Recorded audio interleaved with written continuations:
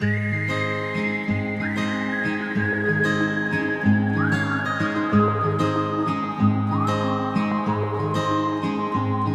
I scaled all the highest of mountains, and I stood at the edge of their peaks, but I still couldn't see to the edge of your love for me. And I walked on the wildest of waters, and I've sunk to the depths of the sea, but I still couldn't fathom the depths of your love for me.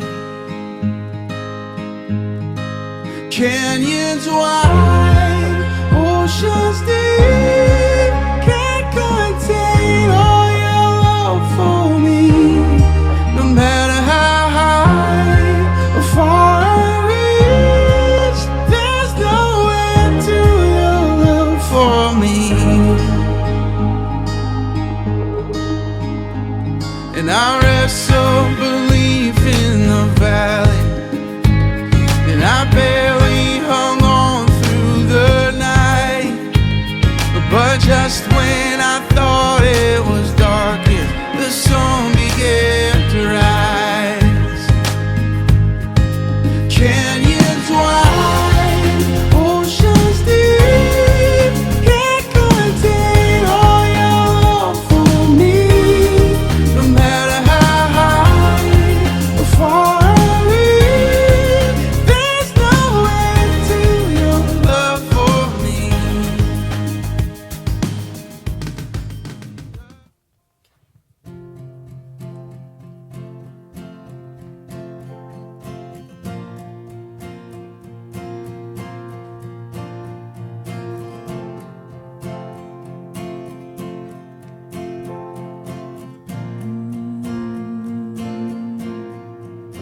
À ton nom, les monts vacillent et s'effondrent. À ton nom, les flots s'agitent, les mers grondent. À ton nom, les anges s'inclinent, la terre se réjouit, ton peuple s'écrie. Seigneur de la terre, nous exaltons ton grand nom, remplissons le ciel de nos louanges, Yahweh, Yahweh, nous aimons proclamer ton nom. À ton nom, le jour s'éveille dans la gloire. À ton nom, la nature dit ton histoire. À ton nom, les anges s'inclinent, la terre se réjouit, ton peuple s'écrie.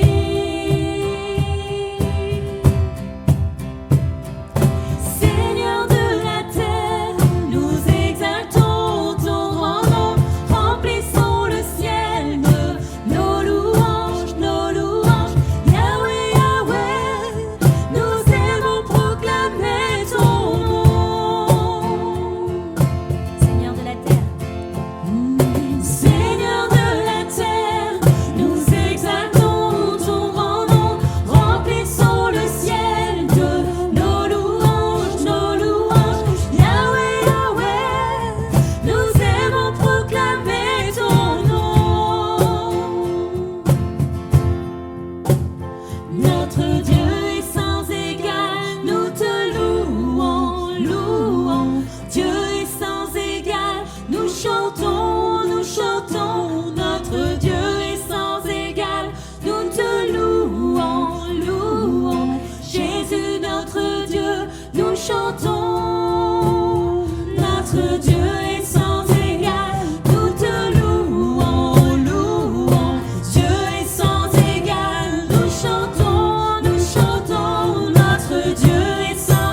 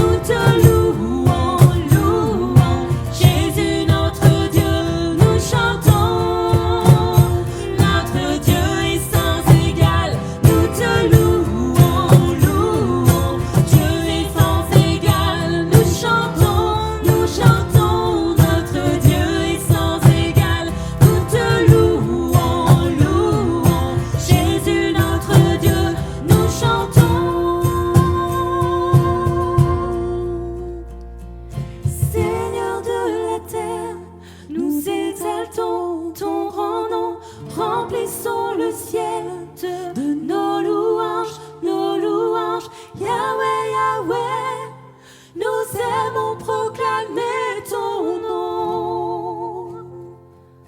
Seigneur, Seigneur Jésus.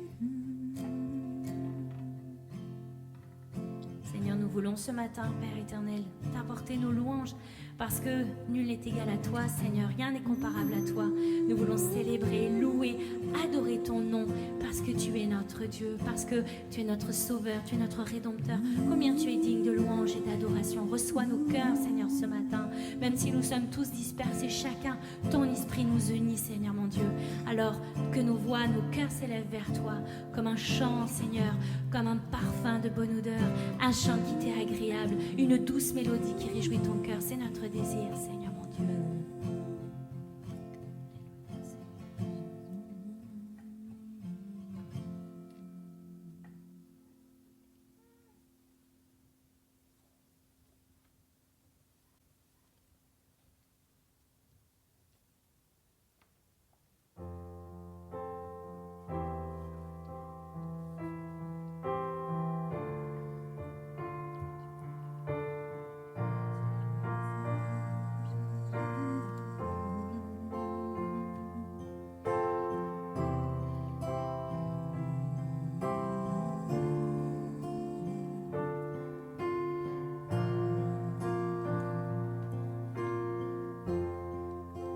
Les étoiles ont pleuré, le soleil s'est voilé, car le sauveur du monde était tombé. Son corps sur une croix, son sang versé pour moi, sur ses épaules le poids de nos péchés.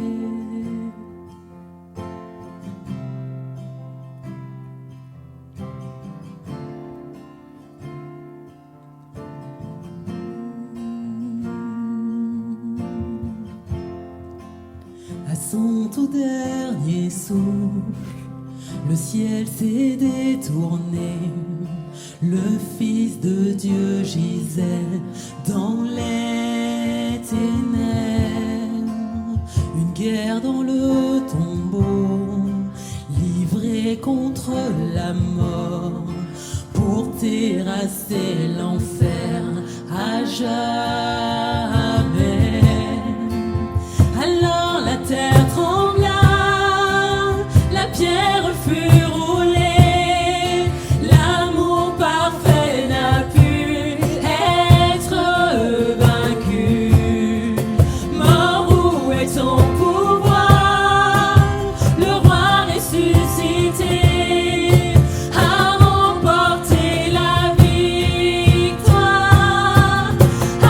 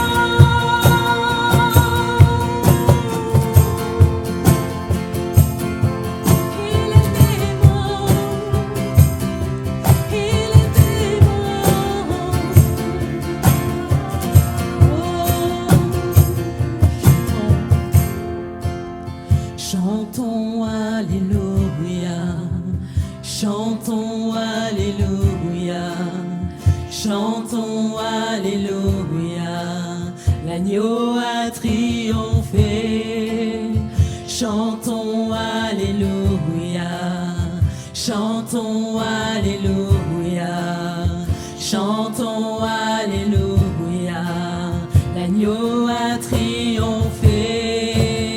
Chantons Alléluia, chantons Alléluia, chantons Alléluia, l'agneau a triomphé.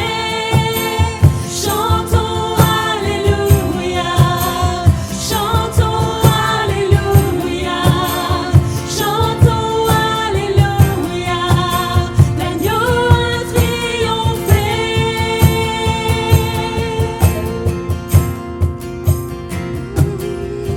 À jamais il est glorifié,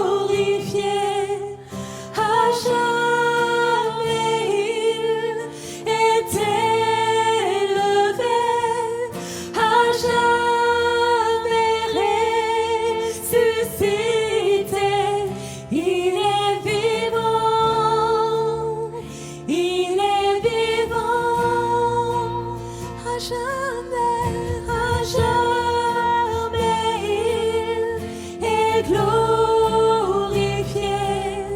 À jamais il est élevé. À jamais ressuscité. Il est vivant, il est vivant.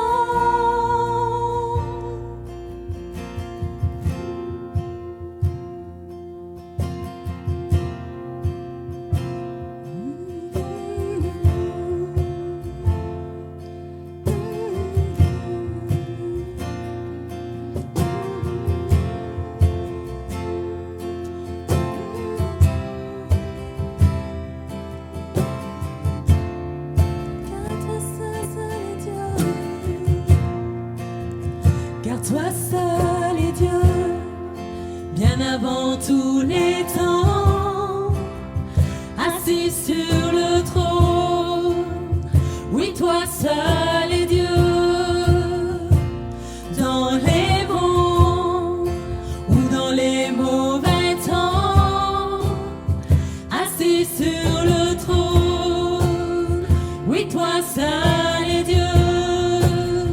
Car toi seul est Dieu, bien avant tous les temps, assis sur le trône. Oui, toi seul est Dieu, dans les bons ou dans les mauvais temps, assis sur le trône. Oui, toi seul est Dieu.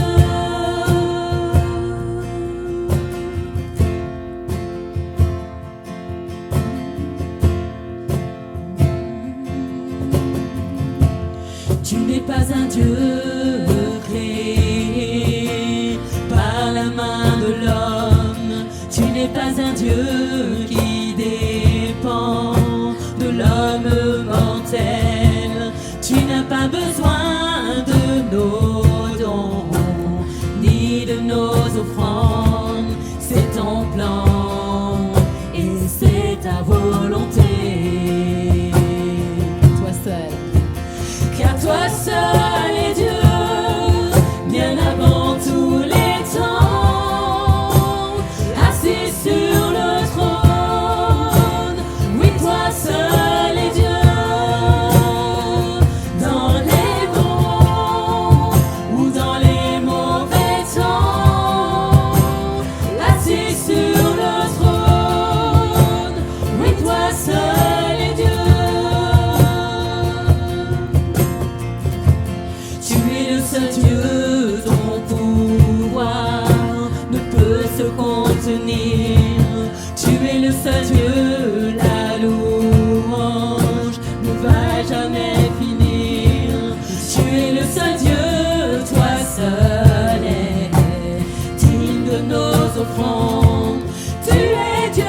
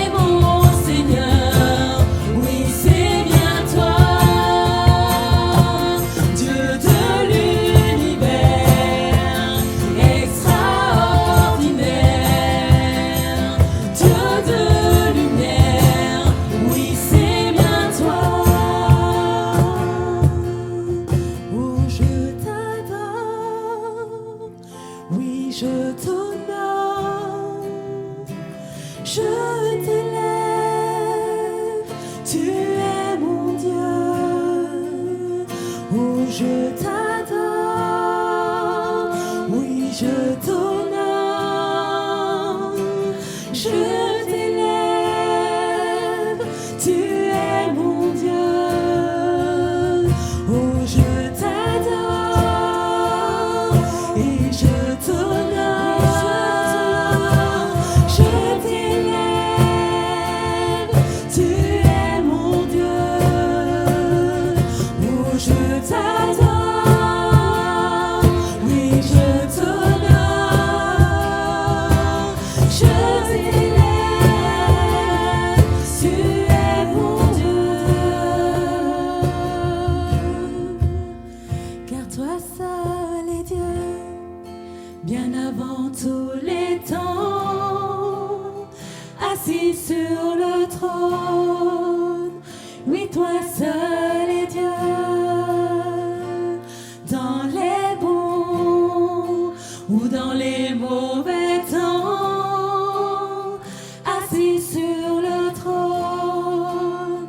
Oui, toi seul est Dieu, car toi seul est Dieu, bien avant tous les temps, assis sur le trône. Oui, toi seul est Dieu,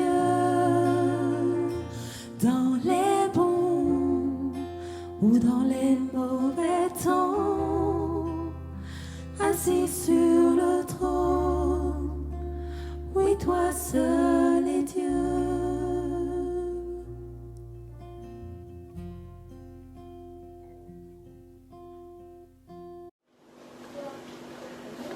Chers frères et sœurs, bonjour. Je suis ravi de vous accueillir ce matin et content de pouvoir aussi partager la parole de Dieu avec vous. C'est une grâce de pouvoir le faire librement. Alors je vous invite à prier avant de continuer notre parcours sur l'Ecclésiaste. Seigneur, je te remercie pour le temps que tu nous donnes, pour cette possibilité d'avoir ta parole, d'avoir ton esprit et de pouvoir la partager librement. Et continue, Seigneur, ton œuvre en nous, et quelles que soient les situations, quel que soit le temps que nous vivons sous ce soleil et sur cette terre. Tu nous montres qu'il y a quelque chose de plus que tu veux nous offrir. Alors merci pour ta grâce, tes bontés et ton soutien chaque jour. Amen. Voilà, je vous rappelle que nous sommes dans un parcours sous le soleil avec l'Ecclésiaste et nous sommes posé cette question, pourquoi la vie sous le soleil est dérisoire? Et nous sommes aujourd'hui à notre troisième message sur le livre de l'Ecclésiaste. Et une expression qui revient le plus souvent dans le livre, c'est « sous le soleil ». Et cette expression est une clé pour comprendre le message de l'Ecclésiaste. Parce que cette expression signifie en fait d'un point de vue terrestre, selon une perspective purement humaine. Et ce n'est pas le point de vue de Dieu. Et Jésus nous a appris à prier notre Père qui est aux cieux. Et dans la Bible, les cieux ne correspondent pas à un endroit géographique, mais c'est plutôt une dimension spirituelle dans laquelle Dieu se trouve et dans laquelle Dieu agit. Et l'Ecclésiaste, quant à lui, il adopte un point de vue humain, le point de vue d'un homme sans Dieu. C'est pourquoi il répète aussi souvent dans son livre « sous le soleil ». Et la Bible nous dit que lorsque tu donnes ta vie à Jésus, il y a un changement spirituel qui se produit dans ta vie même. Tu marches, c'est vrai, sous le soleil, mais par la foi, tu es assis avec Christ dans les lieux célestes.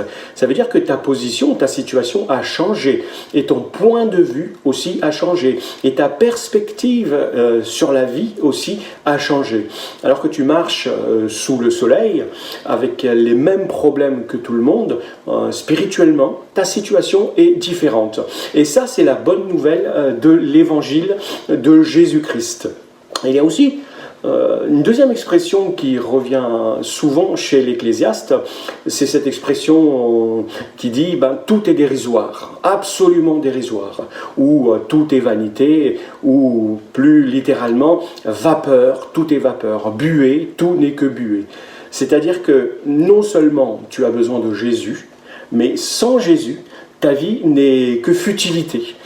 C'est comme, en fait, souvent, vous pouvez le vérifier, lorsque tu achètes un paquet de chips, tu as un gros paquet, mais lorsque tu ouvres à l'intérieur, il y a très peu de chips par rapport au volume qu'il y a, parce qu'il y a beaucoup d'air dedans. Donc, si tu n'as pas Jésus dans ta vie, tu n'as pas l'assurance que tu passeras l'éternité avec lui dans le ciel. Si Jésus n'est pas ton sauveur, s'il n'est pas ton Seigneur, la Bible dit que ta vie n'est que vapeur, n'est que dérisoire.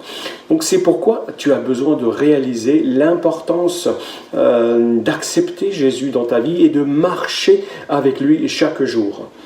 Et l'Ecclésiaste va aussi utiliser une phrase qui va se répéter à plusieurs reprises.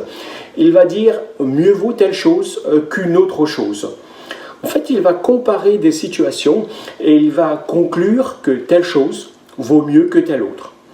Et ce matin, ce que je vais vous proposer, je vais continuer donc avec l'Ecclésiaste et comme il le dit, jeter à la surface de l'eau sa sagesse en utilisant ces comparaisons que l'on retrouve à différents endroits à partir du chapitre 7 de l'Ecclésiaste. Et lorsque l'Ecclésiaste fait ces comparaisons, ce n'est pas toujours évident de comprendre et de saisir. Il le dit sous la forme de proverbes. Parce que l'homme sous le soleil n'aime pas naturellement les choses qui viennent de Dieu. Il ne peut pas les voir, il ne peut pas les comprendre, il ne peut pas les accepter. Donc, moi-même personnellement, je me rends compte aujourd'hui, à mon âge, qu'il vaut mieux que je mange plus souvent de la salade que des tacos, du McDo, des sandwichs grecs, même si j'aime ça, et qu'il n'y a rien d'attirant, en tout cas pour moi, dans une salade.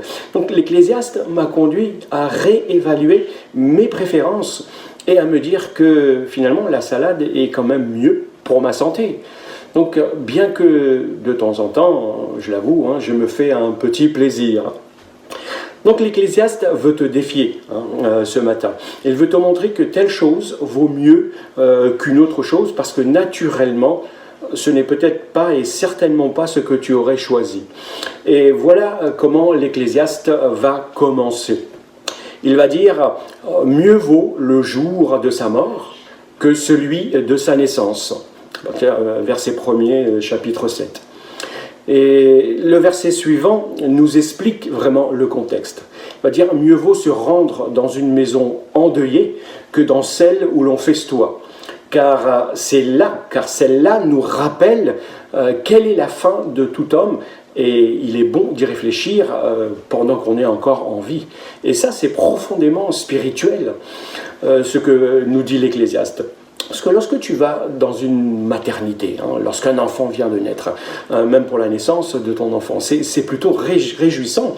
Moi, j'ai eu cette joie et cette grâce de Dieu de le vivre 5 fois, mais on préfère assister à une naissance qu'un enterrement. Mais l'Ecclésiaste dit que si tu veux vraiment réfléchir sur le sens de la vie, lorsque tu assistes à un enterrement de quelqu'un que tu connais, quelqu'un qui t'a été proche, ça te met en face de ta propre réalité, ça te met en face de ta propre mort, et ça te fait réfléchir à la vie. En fait, l'Ecclésiaste nous dit que la vie passe vite, passe très vite. Alors, ne passe pas à côté de l'essentiel. La Bible dit qu'il est donné à l'homme de vivre et de mourir sur cette terre, donc qu'une seule fois. Et après quoi vient le jugement de Dieu. C'est vrai, la vie passe rapidement. Même ceux qui ont pu atteindre 80, 90, voire même 80 ans, témoignent que leur existence a passé vite, que la vie passe vite. Et la Bible dit qu'après la mort, tu devras rendre compte à Dieu. Tu devras te présenter devant Dieu et rendre compte de ta vie passée. Et un seul nom, en fait, nous a été donné par lequel tu peux être sauvé de ce jugement. C'est le nom de Jésus. C'est donc maintenant que tu dois choisir Jésus sur cette terre. parce qu'après, il sera trop tard. Si tu passes à côté de l'essentiel, c'est-à-dire à côté de Jésus, eh bien, tu passes à côté de ce qui donne un sens à ta vie. Tu es comme une fleur, en fait, que l'on a coupée de ses racines et que l'on a mis dans un vase avec de l'eau. Cette fleur reste encore belle un certain temps, mais elle finit par se dessécher complètement et perdre toute sa vigueur. Mais la bonne nouvelle de Jésus-Christ, c'est que tu peux l'accepter ou refuser cette bonne nouvelle. Tu as le droit de refuser cette bonne nouvelle, et tant que tu attends aussi pour faire ce choix, eh ben, c'est exactement comme si tu refusais. Et quel que soit ton choix, en tout cas, tu dois l'assumer. Tu ne peux pas dire que tes problèmes viennent de Dieu. Tu ne peux pas mettre sur le compte de Dieu tes problèmes en disant que c'est de sa faute. Il t'offre aujourd'hui la vie et si tu refuses, alors à toi d'assumer. Et l'Ecclésiaste va continuer, il va dire ceci. La sagesse vaut mieux qu'un équipement militaire, mais un seul pécheur peut anéantir beaucoup de biens. La Bible déclare que la meilleure arme de ta vie, la plus grande des ressources que tu peux avoir dans la vie, c'est pas ta situation, pas la belle maison que tu peux avoir, les belles voitures, même pas ton compte en banque, même pas le nombre d'amis que tu peux avoir ou que tu fréquentes, mais c'est la sagesse de Dieu dans ta vie. Donc aujourd'hui, nous avons accès, tout le monde le sait, à beaucoup d'informations via les réseaux sociaux, via Internet, via les communications. Tu as plus d'informations que ce que tu peux assimiler et ce que tu peux comprendre, mais paradoxalement, on trouve de moins en moins de sagesse dans ce monde. Est-ce que tu sais que tu ne peux pas mordre ton coude comme ça? Pourtant, combien ont déjà essayé quand même, Je fais partie de ceux qui ont déjà essayé, sachant bien que je n'y arriverai pas. Et pour ça, la Bible dit que naturellement, nous sommes pécheurs. Naturellement, nous sommes rebelles à Dieu. Naturellement, nous sommes insensés et pleins de folie dans notre cœur et dans nos pensées. En disant cela, je ne veux vexer personne et je veux offenser personne. Ce n'est pas mon objectif. Mais si tu peux le dire, si je peux le dire, c'est parce que la Bible le dit. Et ensuite, parce que moi aussi, je le suis. Je me trouve dans cette situation.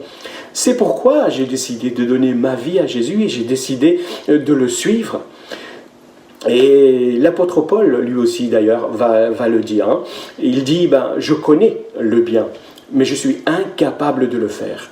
Je fais le mal que je ne veux pas et je ne fais pas le bien que je voudrais faire. C'est pourquoi l'Ecclésiaste dit que tu as besoin de la sagesse de Dieu. Mais la sagesse, ce n'est pas simplement un concept philosophique qui passe au-dessus de la tête. Non, tu ne la reçois pas dans un séminaire spécialisé, en lisant des bouquins, en écoutant des spécialistes. Elle ne dépend pas non plus de ton expérience. Pourquoi ? Parce que la Bible dit que Jésus a été fait sagesse pour nous, pour toi, pour moi. Si tu veux être sage, donc, tu dois avoir une relation intime et réelle, authentique avec Jésus.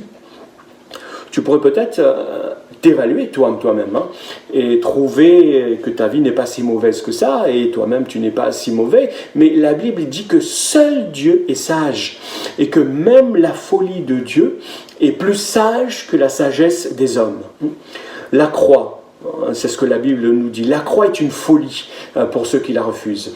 Alors que la Bible nous dit aussi que c'est ce qu'il y a de plus sage dans ce monde.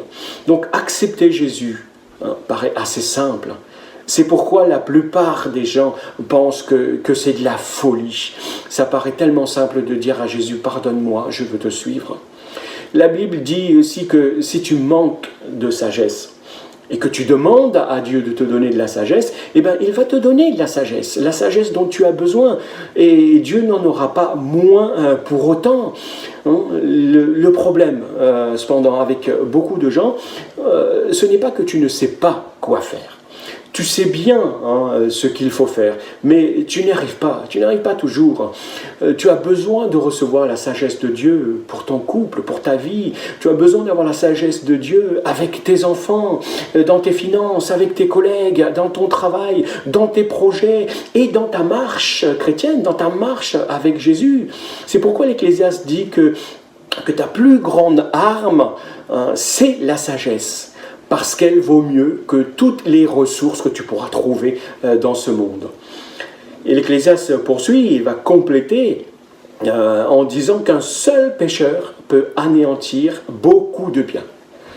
Le livre de la Genèse nous montre qu'en se révoltant contre Dieu, Adam, l'homme que Dieu a créé, Adam et Ève, Adam nous a contaminés par le péché, par sa désobéissance. Et une des premières choses que j'aimerais faire en arrivant au ciel, c'est d'aller voir Adam, pour lui demander ce qui lui a appris de faire ça, bon sang. Mais quelque part, je ne peux pas condamner Adam. La Bible me dit que je ne peux pas condamner Adam. Et personne ne peut accuser Adam pour ce qu'il a fait. Pourquoi ? Parce que la Bible affirme que sur cette terre, il n'y a pas un seul juste, pas même un seul. Nous faisons tous le mal. Mais la bonne nouvelle, si tu te considères et si tu reconnais que tu es un pécheur, ça, il y a une bonne nouvelle derrière. La bonne nouvelle, c'est que si un seul pécheur peut anéantir beaucoup de biens, comme Adam, un seul sauveur peut aussi produire beaucoup de biens également.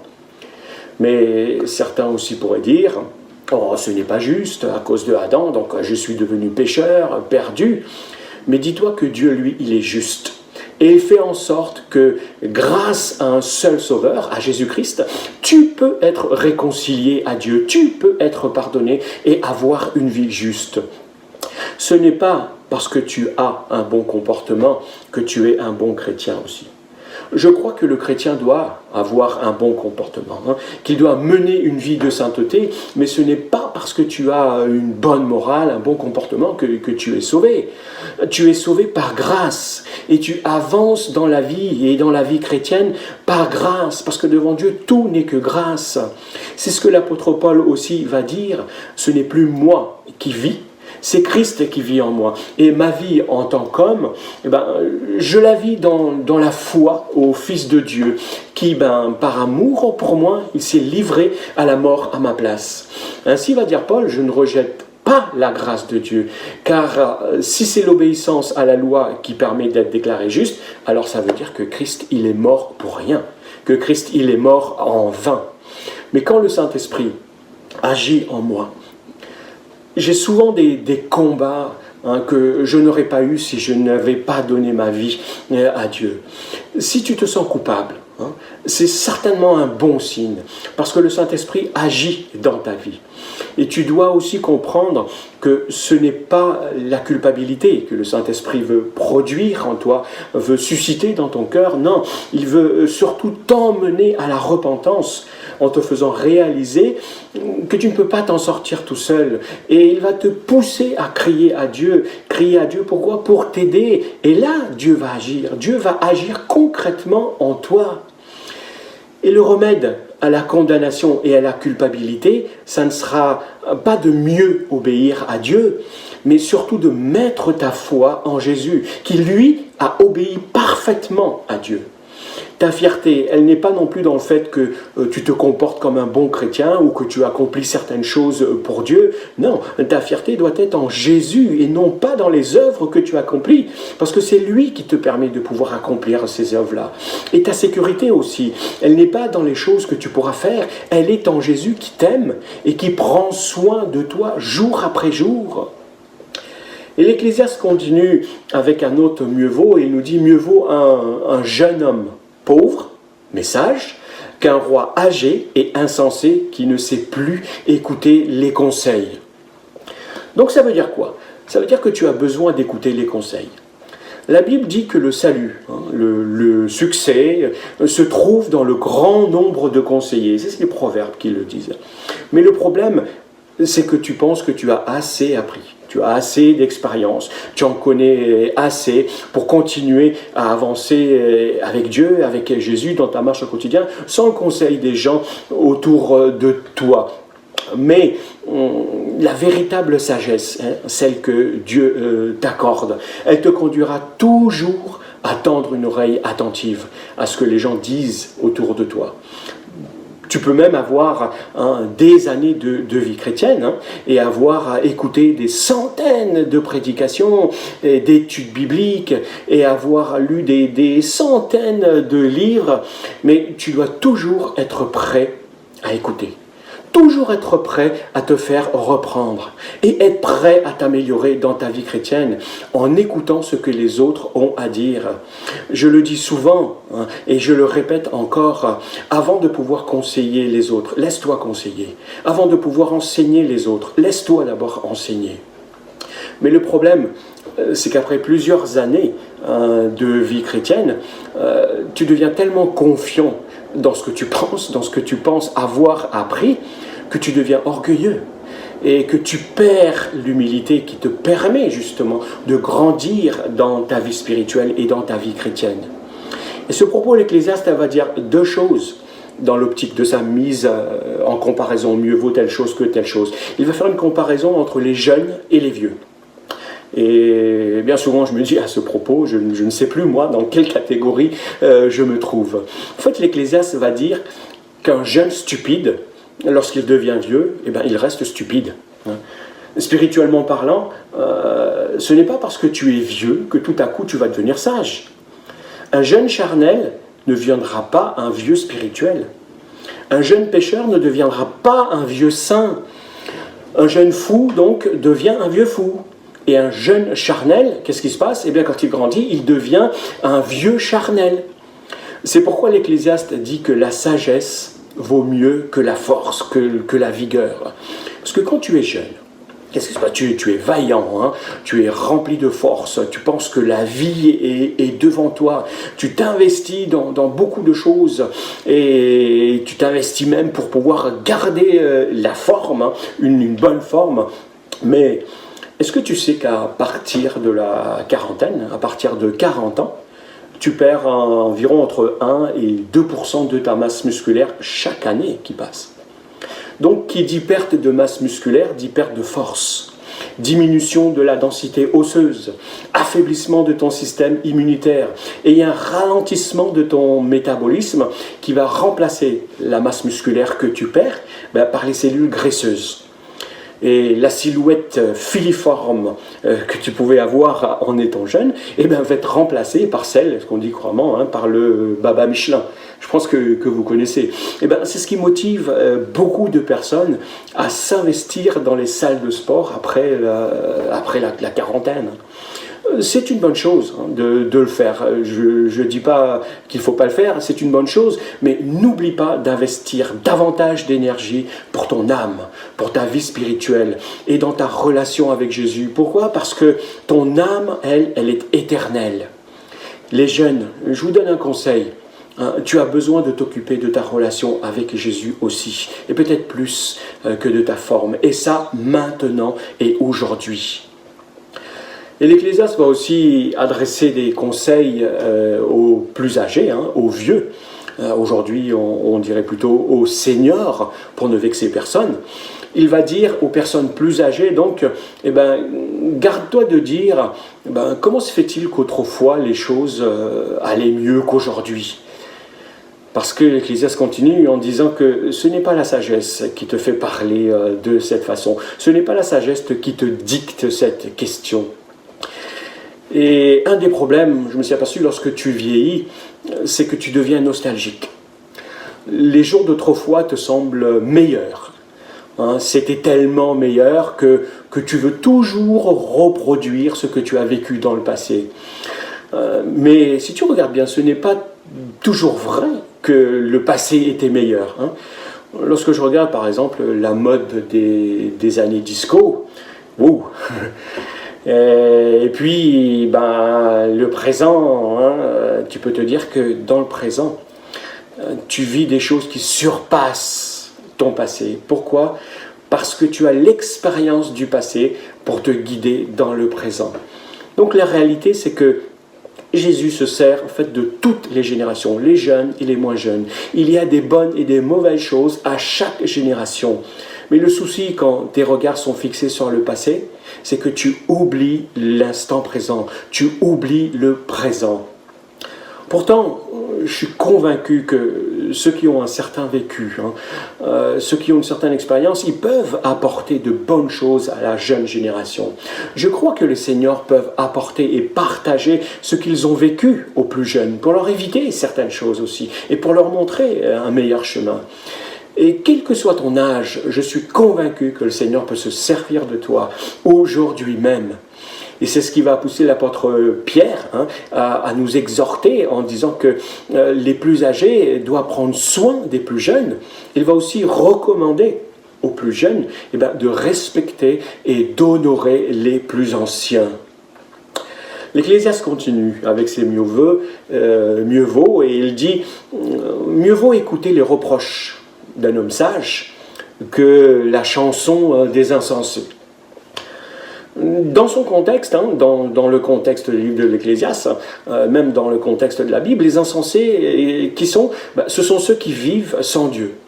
Ce n'est une insulte pour personne, envers qui que ce soit, je ne veux blesser personne, mais ce n'est pas non plus une raison pour aller voir ton voisin qui fait peut-être un peu de bruit le soir pour le traiter d'insensé. Non, la Bible ne le recommande pas. Mais l'Ecclésiaste prend les extrêmes, en fait, pour attirer ton attention et pour fixer les limites, en fait, les bornes qu'il ne faut pas franchir. Il paraît même que les Français écoutent en moyenne une vingtaine d'heures de musique par semaine. Ça ne paraît peut-être pas beaucoup, donc ce qui fait entre 2 et 3 heures par jour. Mais je crois pertinemment que la Bible te sera beaucoup plus utile que Spotify ou autre plateforme de musique. Je ne suis pas contre ces plateformes. J'aime la musique. Et j'ai moi aussi une playlist que j'écoute de temps en temps. Mais le problème, ce n'est pas la musique, mais le fait que tu te nourris, que tu nourris ton esprit de toutes sortes de choses. Et la seule fois où tu vas entendre la Bible, c'est bien souvent le dimanche matin. Et si c'est ton cas, ne t'étonne pas que ta foi soit vacillante et que tu vis un peu dans le flou de ta vie chrétienne, parce que tu dois nourrir ta communion avec Dieu. Et c'est ce qui va fortifier ta foi et ta marche chrétienne. Pourquoi ? Parce que la foi naît du message, non pas de Spotify, mais du message que tu entends. Et ce message vient de la parole de Dieu. Donc, investis dans ta vie spirituelle, parce que ton âme va durer jusque dans l'éternité. Je me souviens même, lorsque j'étais au collège, un de mes professeurs m'avait conseillé que si je voulais apprendre mes leçons de façon plus efficace et de façon plus durable, de prendre une chanson que je connaissais, que j'aimais bien, et de remplacer les paroles par les textes de mes leçons, de faire un petit résumé, de remplacer les paroles de cette chanson par mes leçons. Pourquoi ? Parce que tu retiens plus facilement une chanson et elle te reste en mémoire beaucoup plus longtemps. C'est aussi pourquoi les psaumes qui ont été écrits, ils ont été écrits et mis en musique. Ces psaumes, de cette façon, les psaumes sont retenus de façon plus simple, de façon à retenir la parole de Dieu de façon plus efficace. Je t'encourage à lire, à relire et à relire encore la Bible, parce qu'elle te conduira plus loin que toutes les chansons que tu pourras entendre et que tu connais même par cœur. Donc quand l'Ecclésiaste dit « vaut mieux écouter les reproches d'un homme sage que la chanson des insensés », je trouve aussi que c'est une belle image de l'Église. Pourquoi ? Parce que quand tu viens à l'Église, et puis même ce matin, peut-être tu entends des avertissements, tu entends aussi des encouragements, non pas que je sois moi un sage, mais je prêche la parole de celui qui est la sagesse même, c'est-à-dire Jésus lui-même. Et je crois aussi que s'assembler en Église t'affermira davantage que tous les spectacles auxquels tu pourras assister dans ce monde. Parce que le jour où tu auras un problème dans ta vie, Ce n'est pas l'artiste qui t'aura fait passer un bon moment qui pourra t'aider. C'est la parole de Dieu dont tu te seras nourri. C'est la relation que tu entretiens avec le Saint-Esprit qui va pouvoir t'aider à surmonter tes problèmes. Et quand la parole de Dieu commence à te déranger, c'est que c'est bon signe. Ça veut dire que le Saint-Esprit agit et qu'il est en train de travailler dans ton cœur. En fait, c'est comme lorsque tu fais du sport. Si le lendemain tu as des courbatures, eh ben, c'est que tes muscles ont bien travaillé. Mais si tu ne sens rien, cela veut dire que tes muscles n'ont pas été suffisamment sollicités. Donc si tu n'as même pas transpiré, alors bon, n'en parlons pas. Donc si tu viens à l'église, ou si tu écoutes la parole de Dieu et que ça ne te dérange jamais, dis-toi que c'est un mauvais signe. Donc l'Ecclésiaste va aussi nous dire, mieux vaut la tristesse que le rire. Car avec un visage triste, on peut avoir le cœur content. Là, l'Ecclésiaste va comparer le rire et la sagesse en disant « mieux vaut la tristesse que le rire ». Car avec un visage triste, c'est vrai, on peut avoir le cœur meilleur. Et littéralement, où le cœur sera rendu meilleur. Personnellement, j'apprécie beaucoup l'Ecclésiaste. Vous avez certainement dû le saisir. Pourquoi ? Parce que l'Ecclésiaste, c'est quelqu'un qui a les pieds sur terre. Tu traverses très certainement des difficultés, tu peux en connaître, tu rencontres peut-être des problèmes, tu vis certainement la pire journée de ta vie des fois, mais l'Ecclésiaste dit que c'est une bonne nouvelle, parce que tu ne pourras qu'aller mieux. Si tu es tombé au plus bas, eh bien, la meilleure chose c'est que tu ne pourras que remonter et te relever. Dans la pire journée de ta vie, réalise que Jésus est avec toi. Jésus a dit ceci, et c'est une des plus merveilleuses promesses pour moi. Pour moi, c'est la plus belle des promesses. Il dit, je suis avec vous tous les jours jusqu'à la fin du monde. Je suis moi-même avec vous jusqu'à la fin du monde. Même si tu es dans un trou, le trou le plus profond, Jésus reste avec toi. Et c'est pas pour autant que je veux banaliser tes problèmes, les problèmes que tu peux rencontrer, mais avec Jésus, le meilleur est toujours pour devant. Je continue. Mieux vaut un esprit patient qu'un esprit orgueilleux. Tout le monde connaît cette comparaison, mais l'hébreu dit littéralement, et j'aime la façon dont l'hébreu le dit, il le dit, mieux vaut une longueur d'esprit qu'une hauteur d'esprit. En fait, ce verset nous parle de persévérance et d'humilité. La semaine dernière, je t'avais recommandé deux simples prières. Seigneur, aide-moi et merci Seigneur. Ces prières regroupent pratiquement, comme je te le disais, toutes les prières. Tu peux appliquer ce que l'Ecclésiaste dit ici, justement, à ta vie de prière. Pourquoi ? Parce que bien souvent, on s'arrête de prier et on ne persévère pas suffisamment jusqu'à l'exaucement. On pense que simplement de demander une fois, ça suffit, Dieu a entendu et puis voilà. Et bien pourquoi ? Parce qu'on n'est pas assez patient et qu'on n'est pas assez humble aussi. Lorsque tu as des problèmes, premièrement, ton premier réflexe, c'est de chercher des solutions de tous les côtés au lieu de venir au Seigneur et de lui dire « Seigneur, aide-moi ». Il a toutes les ressources pour t'aider. Et dis-toi que ces ressources ne sont pas inépuisables. Ce n'est pas parce qu'il t'a aidé une fois qu'il ne pourra pas le faire la fois d'après. La Bible dit, et Dieu lui-même dit, c'est à moi qu'appartiennent tout l'argent et tout l'or du monde. Ça veut dire quoi ? Ça veut dire que Dieu a des coffres remplis de biens précieux, de perles précieuses et de toutes sortes de richesses dans le ciel. Non, l'argent c'est juste un moyen d'échange. Dieu dit qu'il détient en fait une grâce infinie et que nous avons tout pleinement en lui. Tu es pleinement comblé en Jésus-Christ. La Bible ne dit pas que tu as certaines choses en Jésus-Christ. Non, la Bible dit que tu as tout pleinement en lui. La Bible dit que Dieu a tout ce dont tu as besoin. Tu as peut-être demandé quelque chose à Dieu et tu ne l'as pas encore reçu. Mais dis-toi que Dieu ne te donne pas en fonction de ce que tu lui demandes, en fonction de tes prières, mais en fonction de ce dont tu as réellement besoin. Je pense que tous les parents sont comme ça. Je ne donne pas non plus à mes enfants tout ce qu'ils me demandent. Hein, si à 5 ans, ils me demandaient de lui acheter une mobilette, je lui dirais tout simplement « Oh là !»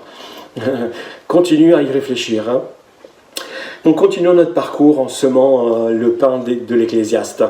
Mieux vaut l'aboutissement d'une affaire que son début. Un de mes versets préférés. Mieux vaut l'aboutissement d'une affaire que son début. Premièrement, arrête de commencer quelque chose que tu ne vas pas terminer. Tu commences un régime, tu commences un projet, tu commences une relation, tu commences à lire ta Bible, et puis voilà. Hein. Mieux vaut l'aboutissement d'une chose que son commencement. Et dans le contexte de l'Ecclésiaste, c'est de la vie dont il parle. Il dit mieux vaut la fin de ta marche avec Jésus que le commencement et de ne pas aller jusqu'au bout. C'est ce que l'apôtre Paul dira. Il dira, j'ai combattu le bon combat, j'ai achevé ma course, j'ai gardé la foi. Et je vais peut-être te choquer, mais commencer à suivre Jésus, ce n'est pas le plus important. Ce qui importe, c'est que tu marches avec lui jusqu'à la fin de ta vie. Et personnellement, hein, ma mission principale, celle que Dieu m'a confiée, et c'est la conviction que j'ai, ma mission principale, ce n'est pas de remplir les sièges de l'Église avec beaucoup de personnes, mais surtout de conduire au ciel des gens qui sont sauvés par la grâce de Dieu. Parce que mieux vaut donc la fin d'une chose que son commencement. Personnellement, quand je regarde à mon passé, et je pense que tu peux le faire aussi, hein, je n'ai pas toujours été fidèle à Dieu dans ma marche, et même autour de moi. Je n'ai pas été droit dans plein de domaines de ma vie. Dieu m'a quand même fait grâce. Dieu m'a donné des bénédictions que j'ai gaspillées. Je ne suis pas fier de tout ce que j'ai fait avant. Mais ce que je peux faire aujourd'hui est quand même plus important que ce que j'ai fait avant. Ce que tu fais aujourd'hui est plus important que tout ce que tu as fait hier. Parce que si tu considères ta vie et que tu n'aimes pas la situation dans laquelle tu te trouves, dis-toi que ce qui compte aux yeux de Dieu, ce n'est pas ta situation, hein, c'est ce que tu vas faire aujourd'hui dans cette situation. Parce que Dieu ne te condamnera pas. Il n'y a pas de condamnation. Il y a plutôt le pardon devant Dieu. Et la grâce pour mieux faire, pour progresser. Donc mieux vaut ce qui va suivre que ce qui précède. Mieux vaut ce qu'il y a devant toi que ce qu'il y a derrière toi. Si tu persévères et que tu achèves la course, eh ben, ton passé est complètement restauré. La fin d'une chose est plus importante pour Dieu. Mais tu dois commencer et persévérer à marcher avec Jésus aujourd'hui. C'est aujourd'hui que Jésus t'attend. C'est pas demain. Le mot demain est la plus grande stratégie du diable. Donc, le point suivant, l'Ecclésiaste dit « Il vaut mieux une main pleine de repos que 2 mains pleines de labeur et que de courir ainsi après du vent. » Certains de ceux qui m'écoutent ce matin ont peut-être terminé leurs vacances. Et lorsque tu arrives le dimanche, le dernier jour de tes vacances, hein, le dimanche soir, je suis persuadé que lorsque tu dois reprendre le travail le lendemain, tu es d'accord pour reconnaître que ce n'est pas le plus beau dimanche de l'année. Hein, certains peuvent même se sentir une boule au ventre lorsqu'ils doivent aller reprendre le lendemain. Mais l'Ecclésiaste nous donne 3 conseils dans ce principe de vaut mieux. Premièrement, il va te dire, lâche la pression avec ton boulot. Lâche la pression avec ton travail. Dieu, il s'est lui-même reposé, hein, nous l'avons déjà dit. Hein, et si lui, il l'a fait, eh ben, c'est que c'est valable aussi pour toi. Il t'a donné l'exemple. Alors, suis son exemple, c'est le meilleur exemple. Deuxièmement, tu portes trop de choses sur tes épaules. Et même certaines choses que Dieu ne t'a jamais demandé de porter. Et tu trouves ça trop lourd et tu te demandes à Dieu de t'en débarrasser. Regarde par exemple, c'est un livre, hein, parlant du scandale de la croix de Don Carson. Si tu portes un livre dans ta main, ce livre-là, pendant une dizaine de secondes, ce livre qui pèse que quelques grammes, hein, tu vas le trouver léger. Mais si tu le portes pendant une journée, pendant une semaine, pendant un mois, le livre tout léger qui est là, il va affecter quelque chose dans ta vie. Ces quelques grammes-là vont affecter tout ton être, tout ton corps. Pourquoi ? Parce que ce n'est pas le poids qui change, mais c'est la durée pendant laquelle tu vas porter ce livre. Et il y a peut-être des problèmes dans ta vie que tu portes depuis trop longtemps. Alors, quand Jésus dit « Venez à moi, vous tous qui êtes accablés sous le poids d'un souci, sous le poids d'un lourd fardeau, et je vous donnerai du repos », c'est vrai que c'est spirituel, mais je crois aussi que c'est valable pour la vie concrète, la vie de tous les jours. Et l'apôtre Pierre, donc, nous exhorte dans ce sens en disant « Déchargez-vous sur lui, sur Dieu, sur Jésus, de tous vos soucis. » Pourquoi ? Parce qu'il prend soin de vous, il prend soin de toi. Pour certains, une fois que tu as fini ton travail, tu as besoin de laisser ton travail au travail. Pour d'autres, peut-être, tu as besoin d'emmener Dieu dans ton travail. La Bible nous dit que si ce n'est pas Dieu qui bâtit, qui construit les choses, ceux qui travaillent, travaillent en vain. Tu as besoin de la grâce de Dieu dans ton travail. Si tu penses avoir le pire travail du monde et que ton travail ne te plaît pas, c'est davantage une bonne raison pour laquelle tu as besoin de Dieu dans ton travail. Mais c'est quoi emmener Dieu dans ton travail ? Qu'est-ce que ça veut dire ?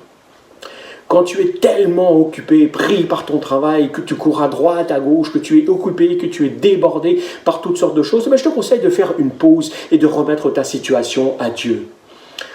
Ça peut paraître être absurde ce que je te dis, puisque tu manques de temps, justement, mais l'expérience m'a montré la réalité de cette parole de Jésus qui dit « Chaque jour suffit sa peine ». Donc, j'ai appris que lorsque je suis débordé par les multiples tâches à accomplir, et il y en a dans une église, c'est là que j'ai besoin de m'arrêter, de prendre du temps avec Dieu. Et lorsque je ne le fais pas, Dieu m'arrête. Parce que le temps passé avec Dieu va m'aider à poursuivre ce que j'ai à faire avec plus de lucidité et avec plus d'efficacité.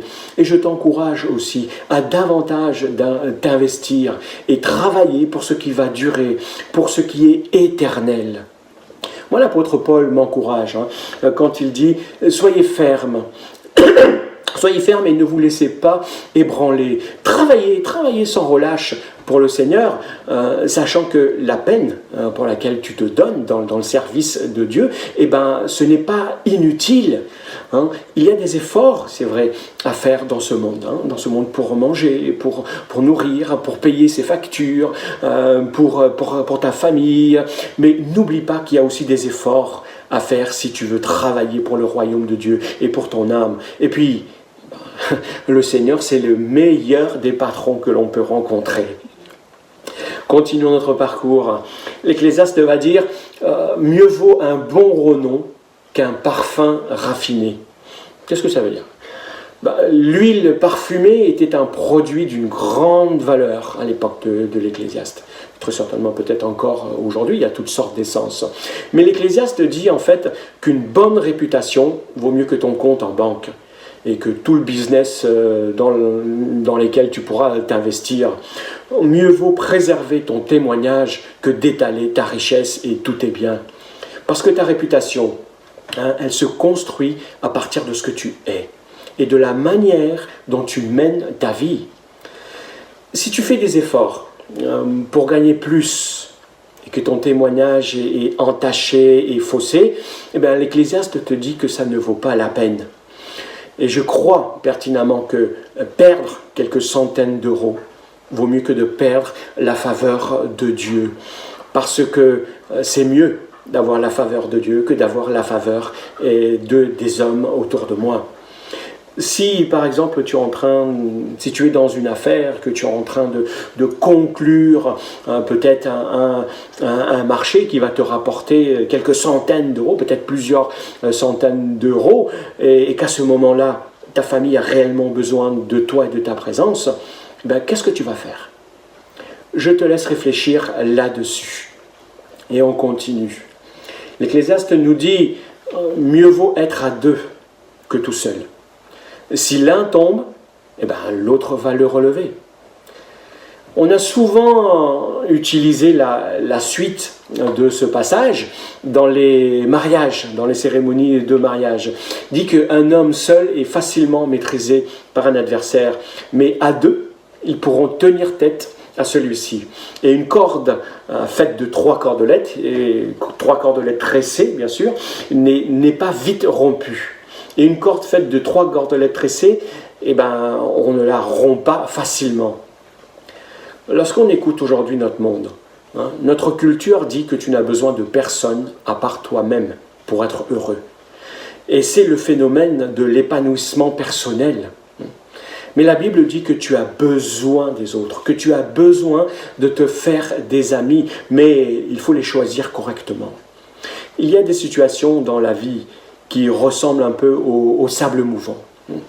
Si tu tombes dedans, tu ne pourras pas t'en sortir tout seul. Tu auras beau essayer de te débattre et d'essayer de t'en sortir par tes propres moyens, par tes propres efforts, tu ne feras que t'enfoncer encore davantage. Si tu n'as pas autour de toi des gens pour t'aider dans les moments les plus difficiles, dans les moments les plus compliqués, tu ne t'en sortiras pas dans la vie. Tu auras beaucoup de mal à te relever et à t'en sortir.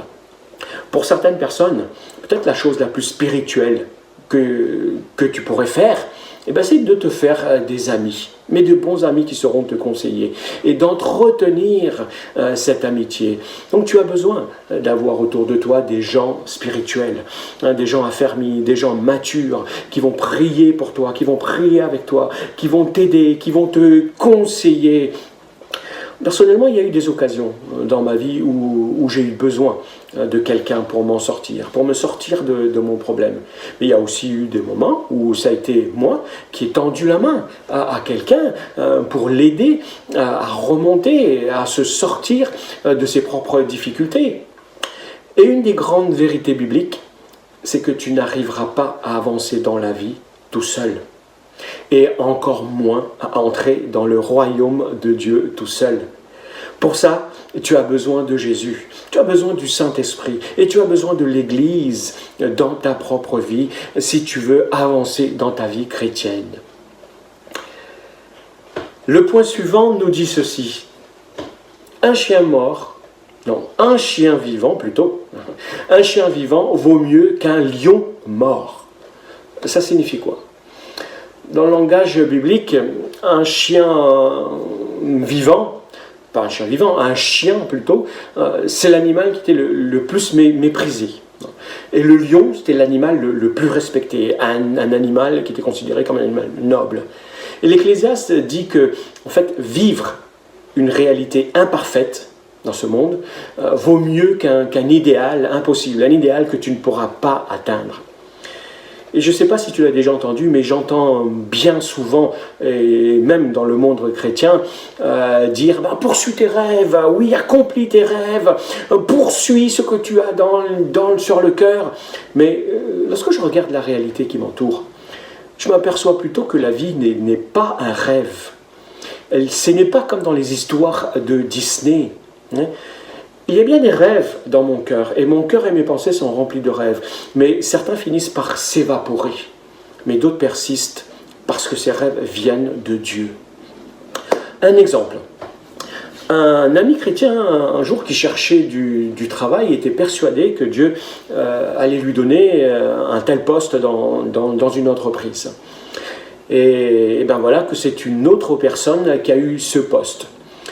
Ce frère a continué à croire que ce poste lui revenait parce qu'il était convaincu que c'est Dieu qui le lui avait dit. Donc il s'est mis à prier, il s'est même mis à prier pour que cette personne soit renvoyée de l'entreprise. C'est complètement insensé.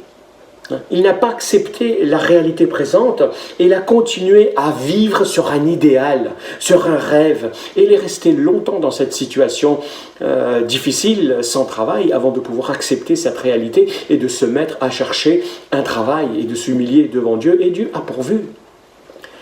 Il y a aussi dans la vie, et dans la vie chrétienne souvent, soit on se contente de peu, soit on en veut trop. Donc l'Ecclésiaste nous dit que mieux vaut un chien vivant qu'un lion mort. Et il y a aussi des communautés, des groupes de chrétiens qui courent après des réveils. Ces groupes veulent absolument bouleverser et restaurer le monde.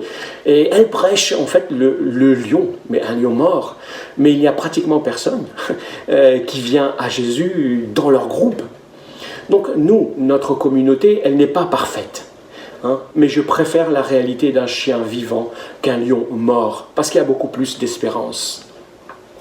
Et je termine avec ce dernier point. Ecclésiaste nous dit mieux vaut ce que l'on a dans la main que ce vers quoi se porte le désir. Je redis, je termine avec ça parce que c'est quand même assez important de réaliser cela. Mieux vaut ce que l'on a dans la main que ce vers quoi se porte ton désir. Il y a un proverbe populaire qui dit « un tien vaut mieux que deux, tu l'auras ».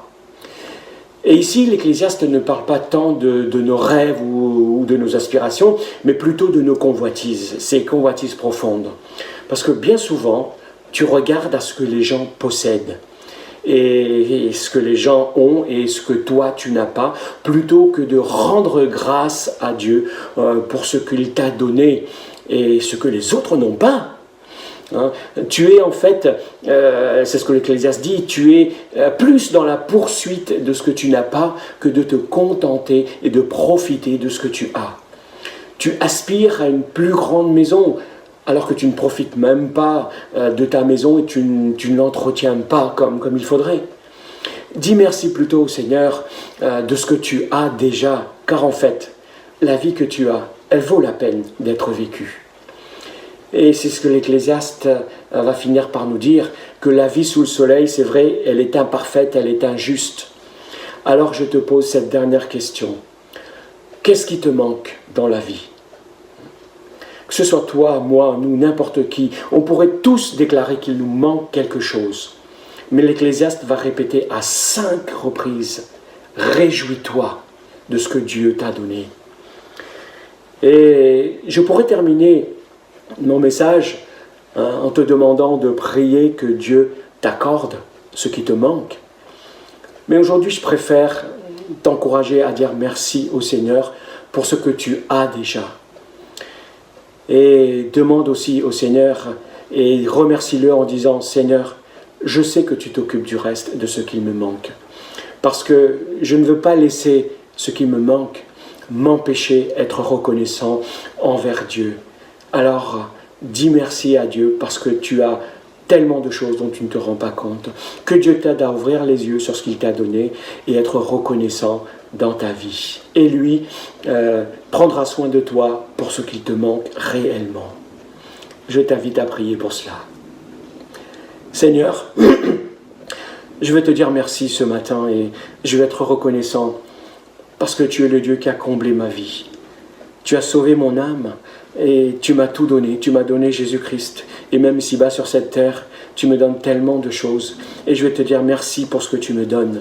Et je sais qu'il me manque aussi encore des choses. Et je sais qu'il manque encore des choses pour ceux qui m'écoutent. Père, je te prie afin que tu puisses pourvoir aussi aux besoins qui manquent dans la vie de mes frères, de mes sœurs et de mes amis qui m'écoutent. Et je veux être reconnaissant par-dessus tout en te disant aide-moi à considérer ce que j'ai, ce que tu m'as donné et à les valoriser pour la gloire de ton nom. Merci Père et que ton nom soit glorifié en toute occasion dans ma vie. Amen. Que Dieu vous bénisse et que Dieu vous accompagne dans votre vie sous le soleil. Bon appétit.